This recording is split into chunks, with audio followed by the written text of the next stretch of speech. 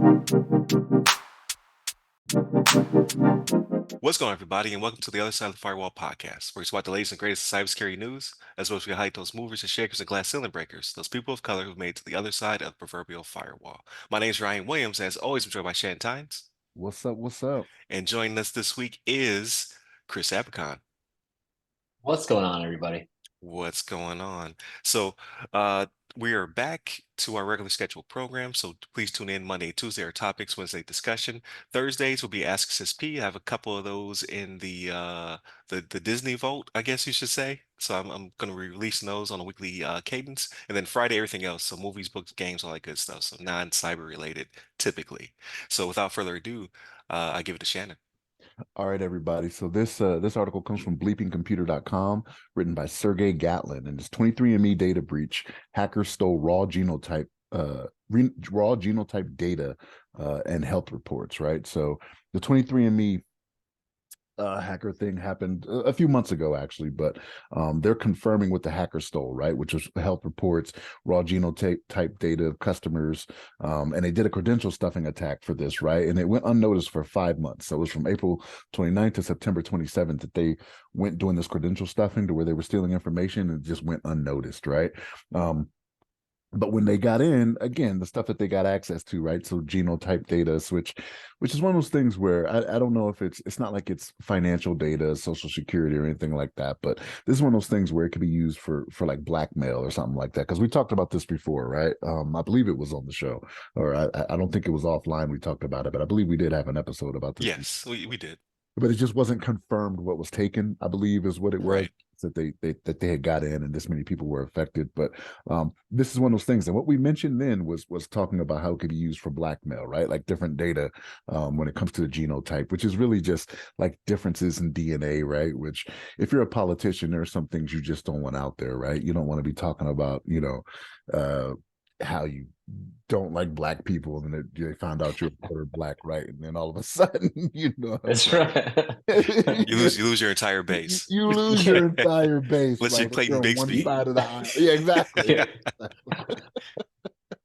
But You can't be saying that you're 1% black. yeah, you know what I mean? Yeah. Like you can't be coming out against them like that. You're not one of us, right? No That's way. what they'll say to you. You're not one of us. But According to this, you're Irish. You Right. cannot say that. you can't say any of those things you've been saying. We don't believe you. You know what I mean? The hate is real in their heart, but just because of that, in their Irish heart, their 1% Irish heart. You're right. But One thing interesting was the credential stuffing, right? So for audience not really aware, it's my understanding, according to OWASP, right? Credential stuffing is an automated injection of stolen usernames and password pairs to log into websites, right? But it's usually done through automated means, through botnets, stuff like that. But kind of like going through that, how would you protect yourself against that stuff? Well, really multi-factor authentication, right? Multi-factor authentication would solve maybe 99%. I'm not sure of the exact number, but multi-factor authentication would definitely aid in ensuring or enabling it in whatever important systems that you have, would definitely ensure and aiding that you wouldn't get compromised, right? So it's just really interesting how little simple things like that can really help with your cybersecurity practices. Now, what's interesting to me is that this has been going on for a few months, and there's no type of detection mechanism. There was no, automated methods to detect, hey, look, there's botnets trying to access websites, right, with the same credentials.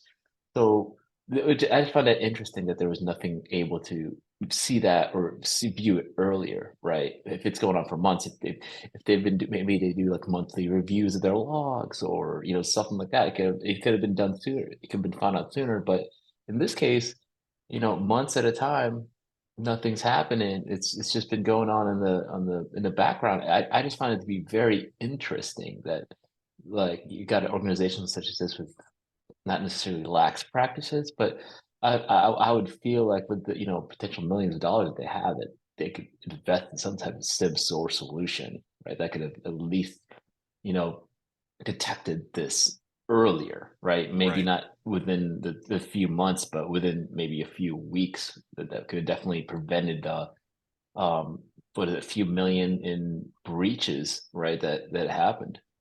It So had to so be sleep at the wheel. but you know why that is though? Because they didn't have multi-factor authentication, right? So to them when Right, they right. started auditing, it just looked like people were logging in, right, to their accounts. And because it's not multi-factor, it's not throwing up any flag. Now they like exactly what you said, multi-factor authentication could definitely have stopped this, right? They didn't implement it until after this breach was divulged. Then all of a sudden, every new account after that point had it was mandatory for you to do multi-factor authentication. And then it was something they suggested for everyone else. I don't know if it's mandatory or not for them, to be honest with you, but um, that is exactly why, though. Exactly what you brought up was multi-factor authentication. It just looks like regular activity if there's nobody there to report it, right? Like Mhm. I have a 23andMe account. I don't ever log into the thing, right? And it never sends me anything saying I logged into it when I did. You know what I mean? Right. So Right. That's true. You think it would have flagged for location though? It would, or at least, right? Like you can't log in from like, and I don't know where they were logging in from. So like, don't come after me. Like if you're coming from India or the Middle East or something like that, Mhm. they'd be like, but you live in Wyoming. Like why why are you logging in from all these different various That's locations? true. but That's true. you would have to do that for everybody that uses a VPN though, right? So anybody who That's logs it. in uses a Ah, VPN, yeah, yeah, you'd have to stop them from logging in every time, right? In which case people would be like, well, I use a VPN for security reasons, and now you're telling me I can't do that, right? Or I can't Yeah, even it could be as the simple as browser. yeah, yeah, it could be as simple as them just using like AWS or Azure botnets. Like, hey, US East and West coming at you hot. yeah. True, true. And I would also say volume, but if they already have the credentials, then they don't have to spam it, right? They could just log Right. right in. So yeah, I mean that sucks. I'm glad I it's one less breach for me. Like Yeah. at least for this year. Multiple last year, at least this year, one less one for me, right? Hey, Yeah, hey you know, hackers, congrats. I'm Asian. Congrats. yeah. You know what's crazy, Ryan, is we got a thing in the mail. Well, not in the mail. It went to my daughter's house. My daughter and I have the same first name. Her last name is hyphenated. It's a little different. So she's been getting my mail because the post office can't read Right. for whatever reason. And That's a nightmare, man. Sorry. it's crazy. It's crazy. So we had to do a change address form with my name from her address as if my I lived at her Oh, address you had to back move. to my house. Yeah. And I'm like, just because y'all don't want to read, you know what I mean? But it's crazy because I was gonna bring this up today is that we got one. Apparently we used to be serviced by Mr. Cooper.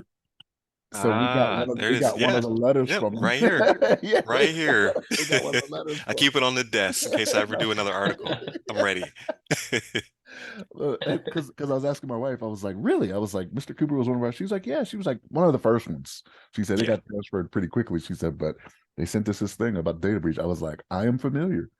hmm I am familiar. hmm Yeah, Mr. Cooper, I think is number two, I want to say now in the States. So it's everybody got a letter. Like it's a nightmare. But yeah, it's kind of crazy. I saw a few other articles that were going in a little bit more detail for this 23andMe breach when it came to specific ethnicities. There you go. I knew I was gonna get tongue-tied sooner or later. It was gonna happen. Where they're like specifically looking at people of Jewish descent and some other backgrounds as well, which is crazy to me. Like this is a very weird targeted attack, and it's going to come up several times probably after this. I think this is our second time talking about it, but this is not going to be the last time. This is going to boil over several more times. Um, Weird. The future is I mean, weird, but here we are. But it is interesting. yeah, definitely continue to tune in throughout the week. So Monday, Tuesday are topics, Wednesday discussion. Thursdays will be Ask Sis P. I have a few of those coming up. So this week, look out for the one with Alan Wesley. Last week was Darren King, where we had a CMMC 2.0 clinic. So please tune into that one if you have not already.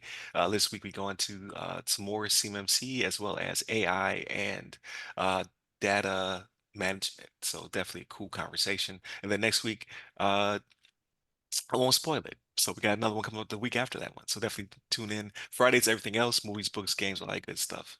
Um, Hit us up by the websites that go by our name. You give me a person. I'm at RyRy Security Guy. That's RYRY Security Guy. You can find me on LinkedIn, Clubhouse, Twitter, and Threads. And you, Chris? You can find me on LinkedIn under Chris Avicon. There it is. And you can find Shannon on 23andMe. I'm sorry. Had to do it. Definitely continue to tune in. Stay safe, stay secure.